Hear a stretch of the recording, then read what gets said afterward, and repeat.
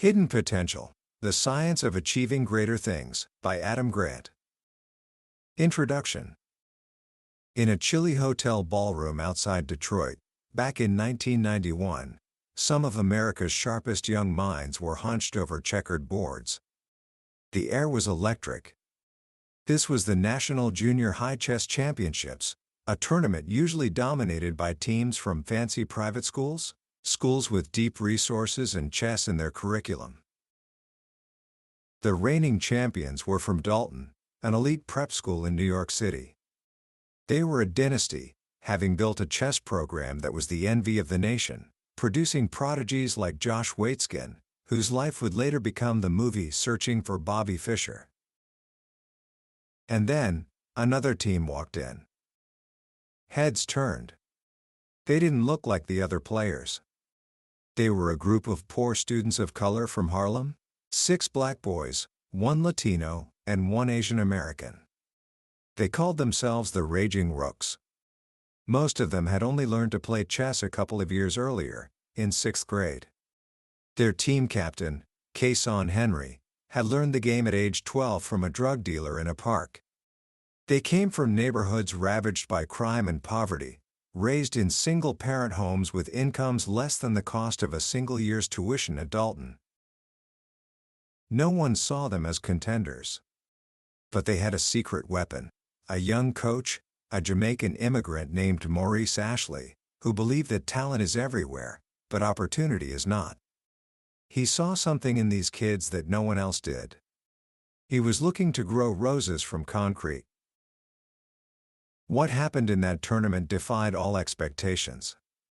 It's a story about chess, yes, but it's really a story about a fundamental misunderstanding we all have about success, about talent, and about what it truly takes to achieve great things.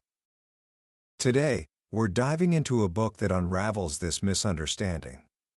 It's called Hidden Potential: The Science of Achieving Greater Things, by the brilliant organizational psychologist Adam Grant. This isn't just a book about getting better at things. It's a book that will change the way you see yourself, your abilities, and the very nature of human potential. By the end of our time together, you will understand a powerful truth: greatness isn't something you're born with. It's something you build. And you'll learn the practical tools to start building it, no matter where you're starting from. Let's begin. Book summary.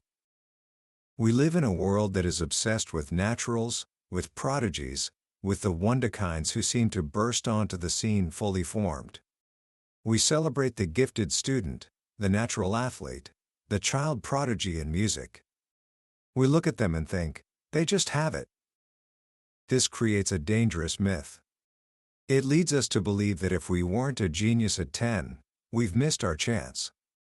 We look at our own starting point, our early struggles, our average grades, our awkward first attempts, and we draw a line, concluding that's the limit of our potential. But Adam Grant opens this book with a revolutionary idea, backed by decades of research. Potential is not about where you start. It's about how far you travel. Think about that for a moment. It's not about the hand you were dealt, but how you play your cards. The greatest achievers aren't always the ones who stand out on day one. In fact, a landmark study looked at 120 world-class musicians, artists, scientists, and athletes, people at the absolute top of their fields. The researchers were stunned to find that almost none of them were child prodigies. They weren't born with invisible superpowers. They were, as Grant puts it, freaks of nurture, not nature. So, if it's not innate talent that separates the good from the great, what is it? Grant argues that it comes down to 3 things: the character you build, the motivation you sustain, and the opportunities you create. Let's unpack that, because it's a roadmap for anyone who has ever felt underestimated. First, let's talk about character. When you hear that word, you might think of a moral code, of being a good person. Grant redefines it. He says character is not a matter of will, but a set of learnable skills. It's the capacity to live by your principles, especially when it's hard.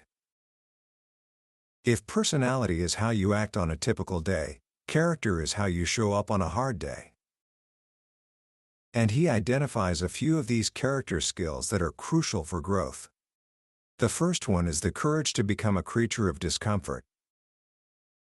Growth doesn't happen in your comfort zone. We all know this intellectually, but we fight it every day. Our brains are wired to seek what's easy and familiar. But to truly learn, we have to embrace the unbearable awkwardness of being a beginner. Grant tells the story of Benny Lewis.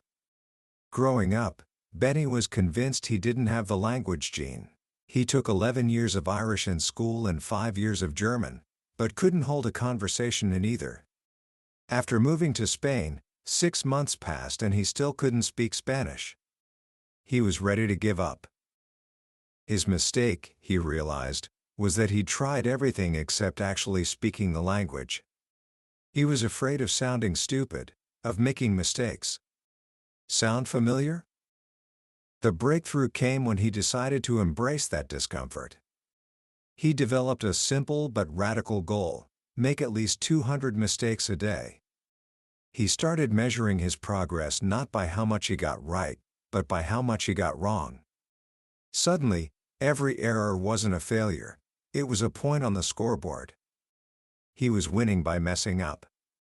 The more mistakes he made, the faster he learned, and the less they bothered him. Today, Benny Lewis is a famous polyglot, fluent in 6 languages and proficient in many others. He didn't magically acquire a new brain, he acquired a new character skill. He learned to seek discomfort instead of avoiding it. This is why Grant argues that the idea of learning styles, that you're a visual learner or an auditory learner, is largely a myth. Playing to your preferred style keeps you comfortable, but real growth often happens when you force yourself to learn in a way that feels unnatural, because you have to work harder at it. It's like the legendary comedian Steve Martin. He wasn't a natural performer, his early shows were disasters. He learned through watching and listening to other comics. But his career didn't take off until he forced himself to do the one thing he hated: writing. It was hard, it was uncomfortable, but writing his own material forced him to be disciplined, to trim the fat, and to truly understand the structure of a joke. He embraced the discomfort, and it made him a legend. So, the first step is to get comfortable being uncomfortable. But that's not enough. Once you step into that discomfort, you need to know how to absorb the right information. This leads to the second character skill: becoming a human sponge. This isn't just about soaking up everything around you.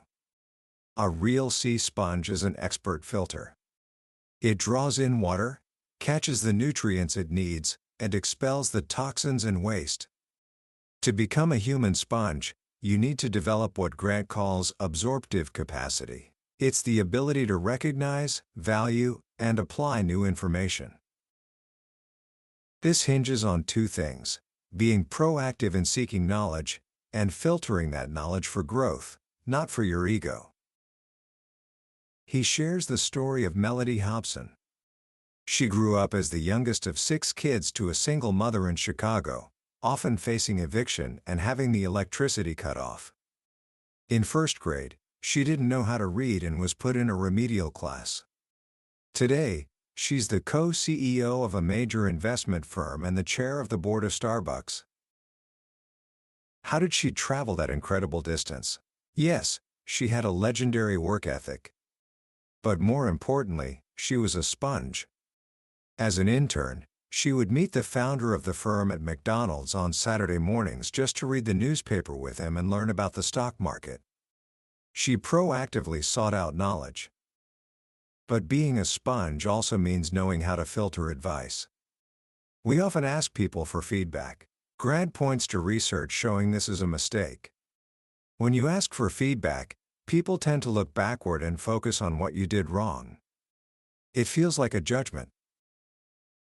Instead, you should ask for advice. Simply changing the question from "Do you have any feedback for me?" to what's one thing I can do better next time, shifts the entire conversation. It turns critics into coaches. It's forward-looking and focuses on improvement, not judgment. This small change is a powerful tool for becoming a better sponge, for actively pulling in the nutrients you need to grow. Okay, so you're embracing discomfort, you're absorbing the right information. But there's one more hurdle: the pursuit of perfection. This leads to the third character skill, becoming an imperfectionist. We're often taught that to be great, we have to be flawless. Straight-A students, for example, are praised for getting everything right. But Grant shows that this can be a trap. Perfectionism often leads people to obsess over details that don't matter, to avoid difficult tasks where they might fail, and to beat themselves up over mistakes instead of learning from them. The world's greatest creative minds are rarely perfectionists in this rigid sense. Take Tadao Ando, one of the most celebrated architects in history.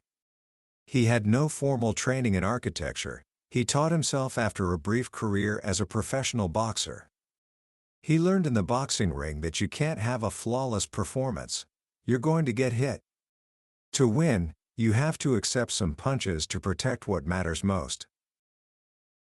He brought this mindset to his architecture. He's famous for his beautiful, sturdy buildings made of exposed concrete. But they are not perfect. One of his award-winning houses was designed so that to get from one bedroom to another, you had to walk through an open-air courtyard. If it was raining, you had to carry an umbrella inside your own house. Ando accepted this functional flaw because he was unwilling to sacrifice his main priority, creating a durable, beautiful oasis of nature in the middle of a dense city. He was an imperfectionist, disciplined about what truly mattered, and willing to accept flaws in other areas. So how do we become imperfectionists? Grant shares his own story from his time as a competitive diver. He was obsessed with getting a perfect, splashless entry. But his coach, Eric Best, taught him that there's no such thing as a perfect dive. A score of 10 doesn't mean perfection, it means excellence. This was a revelation. He didn't need to be flawless, he just needed to be excellent at the right things. This is where character skills alone aren't enough. Building these skills is hard work, and the motivation can easily fade. We get bored, we get stuck, we start to doubt ourselves. That's why we need this second part of Grant's framework, structures for motivation, or what psychologists call scaffolding. Think of construction scaffolding. It's a temporary support structure that lets workers reach heights they couldn't on their own. Once the building is complete, the scaffolding comes down, and the structure stands on its own. In learning, we need the same thing. How do you transform the daily grind of practice into something you actually want to do? The answer is deliberate play. We've all heard about the 10,000-hour rule, the idea that mastery requires endless, grueling practice. But Grant introduces us to Evelyn Glennie, the world's first and finest solo percussionist, who also happens to be profoundly deaf. Her journey to musical greatness wasn't a miserable slog. Her teacher, Ron Forbes, didn't force her through tedious drills. Instead, he turned her practice into a game. He would play different notes on a timpani, and Evelyn, who felt the vibrations through her body, had to identify them. It was like leveling up in a video game. There was never a distinction between fun and hard work, she says. This is deliberate play, a structured activity designed to make skill development enjoyable. We see it with superstar basketball player Steph Curry. His trainer, Brandon Payne, built his entire workout regimen around games. Instead of just running boring sprints, Curry plays a game where he has to score 21 points in a minute, sprinting to half court and back after every single shot. Every drill has a score to beat or a time to beat. He's competing against his past self, and the only way to win is to grow. But what happens when, even with deliberate play, you hit a wall? You're practicing, but you're not getting any better. You feel stuck. This is where the journey to growth gets counterintuitive. When you're stuck, the way forward is often backward. Grant tells the story of R.A. Dickey, a baseball pitcher who, for over a decade, was utterly mediocre. He was a journeyman, bouncing around the minor leagues, his career going nowhere. At 31, an age when most pitchers are in their prime or declining, he was sent back to the minors for what seemed like the last time. Strike 3. But then, his coaches gave him a compass. They told him his fastball would never be enough and suggested he commit to a bizarre, unpredictable, and incredibly difficult pitch, the knuckleball. To learn it, Dickey had to unlearn everything he knew about pitching. He had to tear his mechanics down to ground zero and rebuild. His performance got worse before it got better. He was backing up to find a new path forward. He sought out the few other knuckleballers in the world, collecting bits of advice, piecing together his own guidebook. After years of this frustrating, roundabout journey, at age 37, R.A. Dickey didn't just make it back to the majors, he won the Cy Young Award as the best pitcher in the league. His progress wasn't a straight line, it was a series of loops.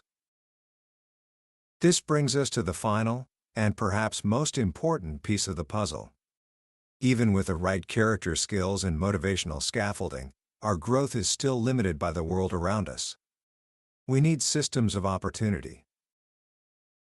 As Grant powerfully demonstrates, what looks like a difference in talent is often a difference in opportunity. A groundbreaking study by economist Raj Chetty found that children from the wealthiest 1% of families are 10 times more likely to become inventors than children from families with below-average incomes. Even when you compare two third graders with the exact same high math scores, the one from a high-income family has more than double the chance of filing a patent later in life. Why? They have more exposure to innovators, more role models, and more resources. Our systems, in schools, in teams, in hiring, are often designed to reward people who have already excelled, which means we systematically overlook those with the potential to travel the greatest distance. How do we fix this? Grant takes us to Finland, a country that transformed its education system from mediocre to world-class in just one generation. Their secret? They operate on a simple principle: we can't afford to waste a brain. Instead of a winner-take-all culture that focuses on gifted and talented programs, Finland builds a culture of opportunity for all. They do this through simple but profound practices, like looping, where a teacher stays with the same class of students for multiple years, getting to know them deeply not just as students, but as people. But the most powerful story of how systems can overlook potential comes from Jose Hernandez. As a boy, Jose watched the Apollo moon landing on a fuzzy black-and-white TV while holding the rabbit ear antenna to get a clear signal. He was the son of migrant farm workers, traveling from Mexico to California each year to pick crops, missing months of school. He didn't speak English when he started kindergarten. But that night, he dreamed of becoming an astronaut. He worked his way through college, got his master's in engineering, and started applying to NASA. For 12 years, he was rejected. 11 times. He couldn't even get an interview. The problem was that NASA's selection system was designed to find polished diamonds. They were looking for top grades, prestigious awards, and operational experience. They saw Jose's application and saw a solid, but not spectacular, engineer. They didn't see the story behind the application. They didn't see the immense distance he had traveled just to become an engineer in the first place. His lack of early accomplishments didn't signal a lack of ability, it signaled the presence of adversity. Finally, on his 12th attempt, after years of adding new skills, becoming a pilot, a scuba diver, learning Russian, he got an interview. For the first time, he told them his full story. And the evaluators realized what they had been missing. As one of them later said, if you could accomplish all that by coming from someplace like Jose did, then you have a lot of desire and capability. In 2004, Jose Hernandez was selected to become a NASA astronaut. He had gone from picking strawberries in the fields of California to floating among the stars, having flown over 5 million miles in space. But that was nothing compared to the distance he had traveled on Earth to get there. His story is the ultimate testament to the book's central message. The true measure of our potential is not the height of the peak we've reached, but how far we've climbed to get there. Commentary. When you finish a book like Hidden Potential, you feel a sense of lightness. It's as if a huge weight has been lifted off your shoulders. The weight of expectation, the idea that you were supposed to be born brilliant, that you were supposed to have it all figured out by now. Adam Grant gives us permission to be a work in progress. He reminds us that the journey of growth is not a sprint, nor is it a straight line. It's a messy, winding, beautiful path filled with discomfort, mistakes, and moments where you feel utterly stuck. And that's not just okay, it's the only way it can be. The most powerful lesson for me is the reframing of character. We often think of character as something fixed, something you either have or you don't.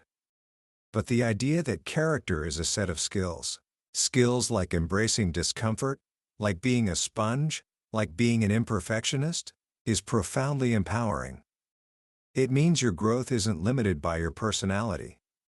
You can learn to be more determined. You can learn to be more proactive.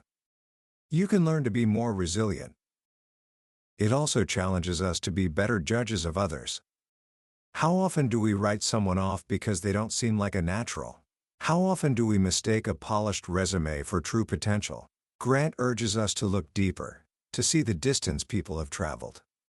To look for the strivers, the climbers, the roses growing from concrete, because that's where the most extraordinary potential often lies. So, how can you start applying these ideas to your own life, right now? Let me offer 3 simple starting points. First, this week, actively seek one small moment of discomfort. Maybe it's raising your hand in a class where you're usually quiet. Maybe it's trying to learn a few phrases in a new language and using them with someone, knowing you'll sound clumsy. Just one small act to prove to yourself that you can step into that awkwardness and survive. That's where growth begins. Second, the next time you finish a project, a paper, or even just a difficult practice session, find one person you trust. But don't ask them for feedback. Ask them this exact question: what's one thing I can do to be even better next time? Watch how the conversation changes. See how it opens the door to coaching instead of criticism. And third, find something you want to learn, and try to teach it to someone else. It could be a math concept for a test, a chord on the guitar, or a historical fact. The act of explaining it will force you to understand it on a deeper level. You'll be practicing the tutor effect, and you'll see firsthand that teaching is one of the most powerful ways to learn. That was a summary of Hidden Potential by Adam Grant. We've touched on some of the core stories and ideas today, but I'll be honest with you, a summary can only scratch the surface. The real power of this book lies in the depth of the research and the humanity of the stories that Grant weaves together. Reading it feels less like a lecture and more like a conversation with a wise mentor who believes in you more than you might believe in yourself.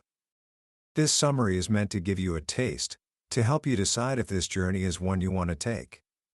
If any of these stories or ideas have sparked something in you, I encourage you to pick up a copy. It's more than just a book, it's a roadmap for becoming a better version of yourself. A link to the book is in the description. Also, if you found this summary valuable, please take a moment to like this video and subscribe to the channel. It lets me know that these deep dives are helpful, and it ensures you won't miss our next exploration into another life-changing book. Let's keep growing together.